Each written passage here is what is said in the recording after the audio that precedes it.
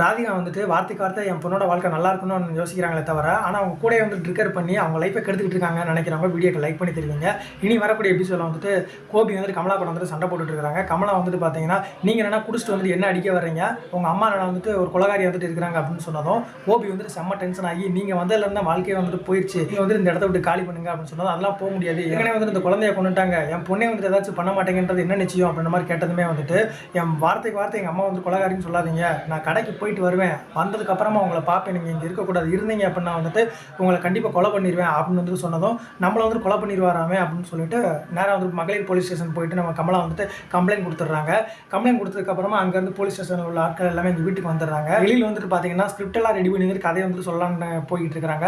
எல்லாரும் all the best சொல்லிட்டு வீட்டை விட்டு வெளியில் வர்றாங்க. வந்ததுமே வந்துட்டு போலீஸ் எல்லாமே வந்துட்டு வீட்டை வந்துட்டு சர்ச் பண்ண ஆரம்பிச்சிடறாங்க. வீட்டெல்லாம் தேடி முடிச்சுட்டு இல்லை அப்படின்னு தெரிஞ்சதுமே அவங்க கோயிலுக்கு போயிருக்காங்க அப்படின்றது வந்துட்டு தெரிய வருது. கும்பகோணத்தில் தான் வந்துட்டு இருக்காங்க அப்படின்னு சொன்னாங்க. அங்கே வந்துட்டு போலீஸ் ஸ்டேஷன் கால் பண்ணி அவங்கள அரெஸ்ட் பண்ணி இங்கே சென்னை கூட்டுவாங்க அப்படின்னு சொல்லிடுறாங்க. எல்லாருமே பயங்கர ஷாக்கில் இருக்கிறாங்க.